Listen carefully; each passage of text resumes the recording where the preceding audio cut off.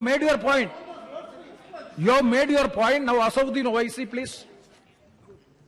शुक्रिया चेयरमैन साहब, आपने मुझे बोलने का मौका दिया। मैं इस तहरीक अदम एतमाद की तायद में खड़ा हूं जिसको टीआरएस पार्टी और हमारी पार्टी ने दिया, जिसको स्पीकर साहब ने कबूल किया। सर, मैं 11 पॉइंट आपके सामने रखूंगा जो मैं बताने की कोशिश करूंगा कि क्यों हम इस तहरीक अदम एतमाद की तायद में और मोदी हुकूमत की मुखालिफत में खड़े हैं।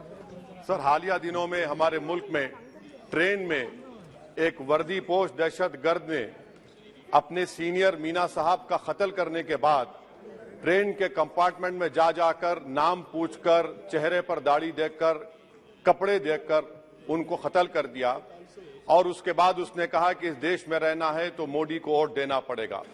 मैं हुकूमत से जानना चाहूंगा कि क्या ये अक्सरियती तबके की एक्सट्रीमिज्म और रेडिकलाइजेशन की बेहतरीन मिसाल नहीं है, और अगर है तो फिर हुकूमत इस पर क्या करेगी। सर, हमारे आइन में, संविधान में लिबर्टी ऑफ कॉन्शियस को लिखा गया तमहीद में, यानी जमीर की आजादी का जिक्र किया गया है। मैं हुकूमत से और खास तौर से वजीर आजम से जानना चाहता हूं कि कहां गया इस हुकूमत का जमीर, कॉन्शियस जिसको अंग्रेजी में कहते हैं, जब नूह में 750 इमारतों को बगैर ड्यू प्रोसेस फॉलो किए उनके इमारतों को मुनज़्ज़म कर दिया गया, और इसलिए कि वो मुसलमान थे, पूरे के पूरे इलीगल थे। इसीलिए पंजाब की हाईकोर्ट और हरियाणा की हाईकोर्ट ने कहा कि ये एथनिक क्लेंसिंग है। इसकी एक बेहतरीन मिसाल है उस हुकूमत की। तीसरी है कि इस मुल्क में एक नफरत का माहौल, बल्कि एक आतिश को पैदा कर दिया गया, मुसलमानों के खिलाफ नफरत का माहौल। ये इनका ये 9 साल का इनका ये कारनामा है। तीसरा सर, मणिपुर के ताल्लुक से कल बड़ा लंबा जवाब वजीर दाखिला ने दिया। सर, आसाम राइफल के ऊपर केस बुक हो जाता है, एफआईआर हो जाता है। क्या हो रहा है वहां पर? कहां गया आपका कॉन्शियस, कहां गया आपका जमीर, जब वहां की महिलाओं की अस्मत रेजी की जा रही है? और आप मुख्यमंत्री को नहीं हटाना चाहते इसलिए क्योंकि वो कोऑपरेट कर रहा है। सर, मैं हरियाणा और मणिपुर के वजीर आला के लिए किसी शायर ने अच्छा कहा था कि कुर्सी है तुम्हारा ये जनाजा तो नहीं, कुछ कर नहीं सकते तो उतर क्यों नहीं जाते। आखिर कहां गया? उन ताबूतों में खो गया कि आपका कॉन्शियस, आपका जमीर, जहां पर 50,000 लोग बेघर हो गए, यानी 6 लाख हथियारों को लूटा जा रहा है। आखिर कौन सा आप इंचार्ज वहां पर हैं? सर, 14 पॉइंट हिजाब को एक मसला बना दिया गया और मुस्लिम बच्चों को तालीम से महरूम कर दिया गया। क्या ये आपका लिबर्टी ऑफ कॉन्शियंस है? कहां गया आपका जमीर? सर, अभी आपने फाइनेंस मिनिस्टर साहबा ने कहा, यहां पर डीएमके के मोहतरमा कनीमोजी ने महाभारत के द्रौपदी का जिक्र किया। मैं ये पूछना चाहता हूं, बिल्किस बानो इस देश की बेटी है या नहीं? जिस बिल्किस बानो को लोगों ने 11 लोगों ने रेप किया, प्रेग्नेंट थी, उसकी मां का रेप किया, उसकी बेटी को कत्ल कर दिया, उसकी मां का कत्ल कर दिया, आपने कातिलों को रिहा कर दिया। ये आपका कॉन्शियंस है? ये आपका कॉन्शियंस है? आप तो मेजोरिटेरियन पॉलिटिक्स को फरोग दे रहे हैं। सर, आज चाइना के ऊपर कोई नहीं बोलते हैं। प्रधानमंत्री मोदी ने उस वक्त 2013 में जब प्रधानमंत्री नहीं थे कहा था कि समस्या बॉर्डर पर नहीं, दिल्ली में है। अगर हम अपनी जमीन पर हैं तो डिसएंगेजमेंट क्यों कर रहे हैं? क्या आज चीन हमारी जमीन पर नहीं बैठा है? क्या आज चीन से आप बातचीत कर रहे हैं? आप डिसएंगेजमेंट कर दिए। बताइए डीएस्केलेशन, डी-इंडक्शन कब होगा? मैं आपके जरिए इस हुकूमत को बता रहा हूं कि अगर प्रधानमंत्री ने अहमदाबाद में शी जिनपिंग को बुलाकर झूला झुलाया था, क्या हुआ? क्या नतीजा निकला उसका? चेन्नई दिखाया, क्या नतीजा निकला? सर, इसलिए चीन पर बोलिए, चीन को उखाड़ कर फेंकिए। सर, और एक पॉइंट जिस पर मैं मुखालिफ तायद में खड़ा हूं, हाई इन्फ्लेशन है इस मुल्क में, हाई अनएम्प्लॉयमेंट है, स्टैग्नेटिंग कंजम्पशन है। इसकी वजह से महिलाओं में हाई एनीमिया लीड कर रहा है। ये हुकूमत इसकी जिम्मेदार है। सर, कुलभूषण जाधव कहां है? पाकिस्तान में बैठा है, आप क्यों नहीं लेके आते? आप विश्वगुरु कहते हैं, कुलभूषण जाधव को भूल गए आप। कतर में 8 नेवी ऑफिसर 1 साल से जेल में हैं, आप नहीं ला सके उनको। सर, और एक चीज, 1991 का प्लेसेस ऑफ वर्शिप एक्ट इस ऐवान में पास किया गया था कि तारीख के जख्मों को नहीं खुरेदा जाएगा। आप खुरोद रहे हैं उनको। मैं आपको इंतबाह दे रहा हूं, वार्न कर रहा हूं, इस मुल्क को 90 के दहे में मत लेकर जाइए। 91 का एक्ट सुप्रीम कोर्ट में जवाब दीजिए कि आपकी हुकूमत 91 प्लेस ऑफ वर्शिप एक्ट की कायम है, उस पर कायम रहेगी। यूसीसी सर, इस यूसीसी का फॉर्मूला क्या है? एक मुल्क में एक मजहब, एक कल्चर, एक जबान, ये तो डिक्टेटरों का फॉर्मूला है।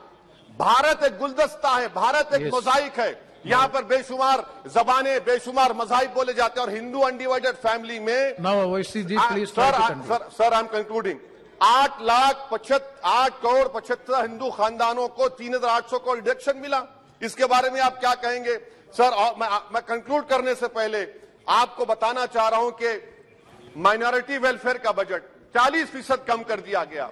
पढ़ो प्रदेश, प्री मैट्रिक स्कॉलरशिप कम कर दी गई, मौलाना आजाद फाउंडेशन खत्म कर दिया गया फेलोशिप, और इसकी वजह से 1,80,000 मुसलमान हायर एजुकेशन में गायब हो चुके हैं।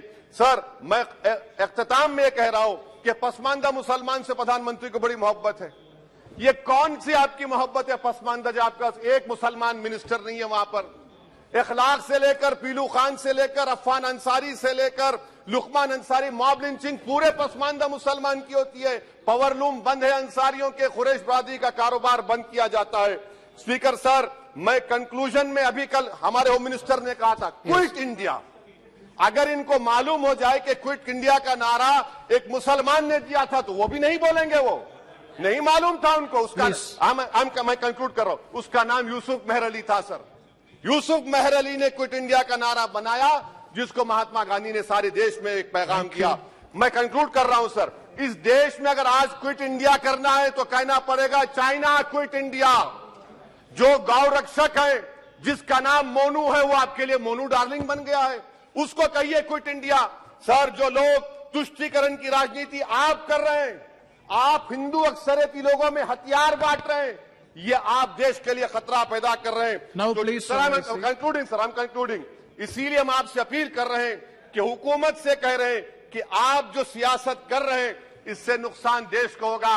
प्रधानमंत्री जब खड़े होकर जवाब देंगे, हम उनसे पूछना चाह रहे हैं, पॉइंटेड क्वेश्चन है, क्या देश बड़ा है या हिंदुत्व गोलवालकर की आइडियोलॉजी बड़ी है? मैं इस तहरीक अदम एतमाद की तायद में खड़ा हूं और हुकूमत की मुखालिफत में। सर, एक आधा मिनट सर, दो लोग, दो महाज है इस मुल्क में, एक चौकीदार है, एक दुकानदार है। एक चौकीदार, एक दुकानदार है। जब जुल्म हम पे होता कोई मुंह नहीं खोलते। यूएपीए का कानून अमित शाह ने लाया, इन दुकानदारों ने तायद की। आज उस यूएपीए का कानून में 83 साल का बुढ़ा सिपर खत्म करो, सिपर नहीं होने से मर गया। आखिर कब तक दुकानदार और चौकीदार हमारी लाशों पर सियासत? सर, हम कंक्लूडिंग, कब तक सियासत करेंगे? अगर आप जुल्म के खिलाफ आवाज नहीं उठाएंगे तो आपकी दुकानदारी नहीं चलेगी, चौकीदार को धन्यवाद श्री तीसरा महाज करेगा। शुक्रिया sir.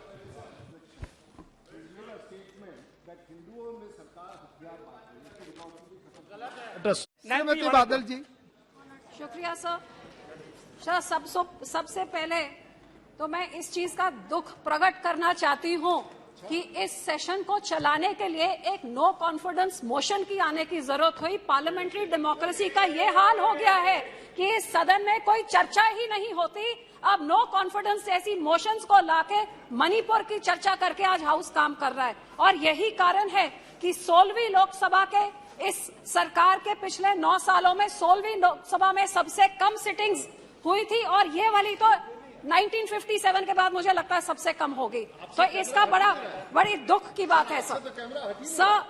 The agenda today I would say is not a question of votes, it is a question of confidence. ये सिर्फ एक सिंपल मैथमेटिक कैलकुलेशन की बात तो है ही नहीं, क्योंकि मैथमेटिक्स या न्यूमेरिकल कैलकुलेशन तो इनके पास है। So the motion will fall. I think the key word here is confidence. क्या इस देश में सबका साथ और सबका विश्वास इनके साथ है कि नहीं? किसके साथ है, इनके साथ कि इनके साथ? हकीकत यह है कि आज क्या इस देश के किसान, इस देश के गरीब, इस देश के मजदूर, इस देश के माइनॉरिटी हिंदू, सिख, मुसलमान, ईसाई, क्या इन सबका विश्वास इनके पास है कि नहीं? It is, do they have the confidence in this government? Sir, क्या आज के नौजवान और आज के महिला का विश्वास है इस सरकार के ऊपर? और जब मणिपुर की बात करें तो इट इज एब्सोल्युटली क्लियर कि मणिपुर की औरतों पे इस डबल इंजन सरकार पे कोई विश्वास नहीं है। लेकिन इससे बड़ी दुख की बात यह है सर, मैं कोट करती हूँ सर, कैमरा छोड़िए, आप मेरी बात रिकॉर्ड कर दिए, बहुत बड़ी बात है। यह डेमोक्रेसी कहाँ रह गई? अब तो कैमरा भी ऊपर से चलता है। सर, अटल बिहारी वाजपेयी जी ने on the 50th anniversary of India's independence इस पार्लियामेंट में कहा था, इट इज अभिशाप to take birth as a girl in this country. Sir, कितनी दुख की बात है कि आज अमृत काल चल रहा है, 75 साल हो गया और आज भी हम वही अट्रॉसिटीज को डिस्कस कर रहे हैं जो उस टाइम डिस्कस कर रहे हैं। What happened in Manipur is totally shameful and it is एक ह्यूमैनिटी के ऊपर एक कलंक है और उसकी जितनी सख्त निंदा करी जाए वही कम है। मैं पूछना चाहूंगी कि इस सरकार की माइनॉरिटी कमीशन क्या कर रही है? ये बोले नहीं, गए नहीं। माइनॉरिटी कमीशन के हेड क्या कर रहे हैं? कितनी बारी मणिपुर गए, कितनी बारी नू गए हैं? हमारे पंजाब के तो हमारे धार्मिक मसलों में इंटरफेयर करने का पूरा टाइम है, इधर जाने के लिए टाइम क्यों नहीं है? तो मैं हाथ जोड़ के सरकार को विनती करती हूँ कि राम के लिए इस अमृत काल में ये धर्म की राजनीति हर इलेक्शन के पहले इसको बंद करिए, ये जहर देश में मत घोलिए। आज हम यहाँ चर्चा बातें करें बेरोजगारी की, बातें करें गरीबी की, महंगाई की, इन चीजों से ध्यान भटकाने के लिए हम ये सब काम ना करें। साहब, मैंने दोनों पक्षों को सुना, आज मुझे इतनी हैरानी हो रही थी, काश बीच में आपने मुझे बोलने का समय दिया। यहाँ पे बोले राहुल जी, बहुत उनके दिल में दर्द था, यात्रा करी है उन्होंने यहाँ से वहां तक, भारत माता के कातिल इन्हों को बताया, इनके देश के भारत माता के हथियार बताया, केरोसिन की बात करी। अरे भैया, सारा देश इन्होंने घूम लिया, काश यहाँ पे आप जाके विधवा कॉलोनी में घूम लेते, जहाँ 1984 में आपने सिखों के ऊपर केरोसिन से गले में टायर से साड़ के वो औरतों को विधवा किया और हजारों लाखों औरतों को विधवा करने के बाद वो हथियार सज्जन कुमार के घर के पास आपने विधवा कॉलोनी बसाई। साहब, आपको मालूम है पूरी दुनिया में सिर्फ एक जगह में विधवा कॉलोनी है, विडो कॉलोनी सिर्फ दिल्ली में है। कौन रहती हैं? जिनके कातिल इनके पुरखों ने किया, इस पार्टी कांग्रेस पार्टी ने किया और फिर उधर जाके उन औरतों को बसाया। क्या यात्रा वहां से गुजर के गई? आज केरोसिन की बात करते हैं, लेकिन दुख तो मुझे इस बात का है कि आज इनको 84 बड़ा याद आ रहा था।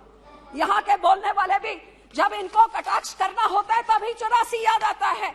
अरे भैया, 9 सालों में 84 को इंसाफ देने का क्यों नहीं अंदर ठोसा इनको? आज तक क्या 84? आप कितनी बारी विधवा कॉलोनी गए हैं? हकीकत ये है, दुख इस बात का है कि जब मणिपुर की बात होती है तो वो राजस्थान की बात करते हैं, वो राजस्थान की बात सुन के तो फिर दोनों रल मिल के 84 की बात करते हैं। ये बहुत हो चुका सर, अब दोनों जने ये सारा ड्रामा, ये सारा नाटक बंद करें। हमारे सिख कौम के साथ हम पूछना चाहते हैं, हम किस पे कॉन्फिडेंस करें? इन्होंने जो किया आपके सामने हमारे कत्लेआम करें, हमारे धार्मिक संस्था पे अकाल तख्त साहब गोल्डन टेम्पल को टैंक से, आर्मी से बिल्कुल टेटेरी करके खत्म कर दिया, हमारे पंजाब के टुकड़े टुकड़े करके पंजाबी स्पीकिंग एरिया निकाल के दूसरी स्टेट बना दी, हमारी राजधानी हमसे खोली, हमारा पानी हमसे खो लिया। कौन सा अत्याचार इन्होंने नहीं किया है? लेकिन इन्होंने क्या किया है? ये कौन से कोई कम है? मैं यहाँ पे ये पूछना चाहती हूँ कि जो सिखों ने 1947 में देश का साथ दिया, देश की आजादी के लिए सबसे बड़ी कुर्बानियां हमने दी, हर एक अल्पसंख्यक ने दी, क्योंकि सब माइनॉरिटीज ने देश की आजादी में योगदान दिया। लेकिन मुझे मान है हमारे सिखों ने सबसे बड़ी, जो फांसी की आप लिस्ट में गिन लीजिए, काला पानी में देख लिए, सबसे ज्यादा हमारे पंजाब के जिन्होंने इस देश को आजाद किया। और आजादी के बाद ये देश 1966 में जब खाने को अन्न पूरा नहीं होता था, the country was looking at starvation, हमारे किसान है जो ग्रीन रेवोल्यूशन लाके उन्होंने इस देश का पेट भरने का काम किया। लेकिन सर, जब हमारे सिखों के कत्लेआम में उस टाइम तो कोई जुडिशरी नहीं बोली, कोई पार्टी नहीं बोली, कोई पेपर नहीं बोला। आप निकालिए नवंबर 84 के बाद जब बजट सेशन हुआ 85 का, तो उसमें एक भी मेंशन नहीं जो इस दिल्ली में हजारों सिख के कत्लेआम हुए, सब चुप्पीड़ा के बैठे हुए थे, मुंह पे टेप लगी हुई थी, किसी ने सिखों की बात तक नहीं करी। और यही कारण है कि आज तक सिखों को इंसाफ नहीं मिला। और कभी मणिपुर होता है, कभी नू होता है, कभी राजस्थान होता है, जो उस टाइम एक्शन ले लिया होता, जम्मू कश्मीर, गुजरात, सब कुछ होता है। तो सर, जो सिखों के गुरु ने, 9वें गुरु ने, हमारे 9th गुरु ने अपनी कुर्बानी दी, कश्मीर के पंडितों की बात हुई। अफसोस कि उस टाइम की माइनॉरिटी, हिंदू माइनॉरिटी को बचाने के लिए, उस टाइम की मुस्लिम मेजॉरिटी से बचाने के लिए हमारे सिख गुरु ने अपनी कुर्बानी दी और हिंद की चादर का खिताब उनको मिला। लेकिन उसकी तो बात तक नहीं करी। जब उनके लोगों को मारा जा रहा था तब भी बात नहीं करी। तो सब मैं पूछना चाहती हूँ, उस टाइम हमारे लोग जो भावुक होके उन्होंने कुछ अपने हाथों में इसके खिलाफ आवाज उठाई, उनको जेलों में फेंक दिया। हमारे बंदी सिख 30-30 साल से जेल में सड़ रहे हैं। गुरु साहब के 550 साल गुरु नानक देव जी के इन्होंने रिटर्न, इस सरकार ने कहा था कि उनको छोड़ा जाएगा, तो क्यों आज तक नहीं छोड़ा है? मैं इनसे जवाब मांगना चाहती हूँ। तो सिखों के खिलाफ हमेशा ये बेइंसाफी रही है सर। जिन्होंने अपने देश के लिए जान दी उनके साथ ये होता है। सब पंजाब में इन्होंने जो किया बताया, ये क्या कर रहे हैं पिछले 3 सालों से, जब से अकाली दल से गठबंधन टूटा है। हमारी राजधानी, आप सोचिए, राजधानी हमारी पंजाब रीऑर्गेनाइजेशन एक्ट पास हुआ, उठा के आप विधानसभा उधर हरियाणा को बना के चंडीगढ़ एडमिनिस्ट्रेशन ने जमीन दे दी। हमारा पानी, हमारा मेंबर जो बीबीएमजी से होता उसको निकाल के बाहर निकाले, हमारा पानी चुरा के दूसरे राज्यों में। जो हिमाचल पानी दिल्ली को देता है वो सेस लेता है, हमारा पानी जो राजस्थान आता है तो पंजाब को कोई सेस नहीं। एक ही चीज तो हमारी है, चंडीगढ़ के ऊपर हमारा हक सेंट्रल सर्विस रूल्स डाले जा रहे हैं। और सर, हमारी पंजाब यूनिवर्सिटी को भी आरएसएस का कब्जा करने की कोशिश की जा रही है। और पानियों का तो यो मामला है, पानी हमारा चुरा के ले गए, लेकिन आज जब सारा पंजाब पानी में डूबा हुआ है तो उस पंजाब के हाथ पकड़ने के लिए कोई नहीं है। आपको हैरानी होगी सर कि जब हिंदुस्तान में कोई आपदा होती है, जब कोविड हुआ तो यहाँ लंगर सिखों ने लगाया, जब यहाँ पे लॉकडाउन हुआ लंगर सिखों ने लगाया, जब कोविड हुआ आप दोनों से किसी से ऑक्सीजन पूरा नहीं होता, लंगर हमने लगाए। और आज जब पंजाब को जरूरत है, कहीं आपदा हो जाए, उत्तराखंड में हो, हम लोग जाते हैं, लेकिन आपने क्या किया हमारे किसानों के साथ? सर पहले सर 2 मिनट, सर हमारे किसानों के साथ क्या किया? सर जो किसानों ने सबसे पहले इस देश पे ग्रीन रेवोल्यूशन लाके इस देश का पेट भरने का, अब तो कह रहे हैं इन्होंने, लेकिन 70 साल से तो हम पेट भर रहे हैं। उनके ऊपर आप काले कानून लेके आए, अपने मंत्री की, अपनी एलआई की बात नहीं पूछी, सुना नहीं। जब बोलते थे मत लाओ, किसानों ने नहीं सुना और आखिर में मानना पड़ा। किसानों ने मजबूर किया कि गलत बिल थे, आपको वापस लेना पड़ा। और फिर ये डबल इनकम को क्या करना, डबल डिस्ट्रेस। आज बता दीजिए कौन से राज्य में डबल हो गया इनकम? पेट्रोल, डीजल, फर्टिलाइजर, हर चीज में महंगाई की मार सब झेल रहे हैं। कभी हमारे बच्चों पे, नौजवानों पे ऐसे लगा के उनको असम की जेलों में फेंक देते हैं। कभी हमारा कोई भी चीज हो, वहां पे हमारे किसान जो आंदोलन में थे एनआईए लगा देते हैं। कभी खालसा एक जो मदद करता है जहां उनके ऊपर। बहुत बहुत धन्यवाद मैडम, बहुत बहुत धन्यवाद सर। लास्ट 2 सेकंड सर, आखिर में मैं सिर्फ यही कहना चाहूंगी सर, मानस की जात सब एक को पहचान बो। मानस की एक ही जात होती है, एक पिता एकस के हम बारे की हमारे गुरबानी में सिखाया है। ये सरदार प्रकाश सिंह बादल 5 बारी मुख्यमंत्री रहे, एक दिन फिरकू हिंसा नहीं हुई। चाहे पंजाब का हिंदू, मुसलमान, सिख, ईसाई सब उनको अपना समझता था, क्योंकि मुख्यमंत्री होके वो हर एक का स्पेशल दिन खुद बनाते थे। हर एक के धार्मिक स्थान पर, भगवान वाल्मीकि, गुरु रविदास होए, दुर्गाना मंदिर होए, हर एक का उन्होंने सत्कार और आदर किया। और यही कारण है सर कि उस समय 1990 में जब वाजपेयी जी की भाजपा की सरकार को ये हाथ नहीं लगाता था, क्योंकि इनको फैनेटिक समझते थे, सबसे पहले सरदार बादल थे जिन्होंने इनका हाथ थामा। बहुत बहुत धन्यवाद, एनडीए बनी। बहुत बहुत धन्यवाद डॉक्टर हिना गावित जी। सर लास्ट पॉइंट 2 सेकंड, आज मैं उनको यही बेनती करूंगी सर कि ये नफरत की राजनीति ये छोड़ दें, ये मलहम लगाने का काम करें, चाहे सिख हो चाहे दूसरे धर्म के लोग हों, क्योंकि हर एक का अपना हिस्सा है इसमें। और इस शेर से मैं एंड करूंगी, लगाकर आग शहर को ये बादशाह ने कहा, उठा है तमाशे का शौक बहुत, झुकाकर सर सभी शाह प्रसन्न बोले, हजूर का शौक सलामत रहे, अभी तो शहर बहुत है। बहुत बहुत धन्यवाद।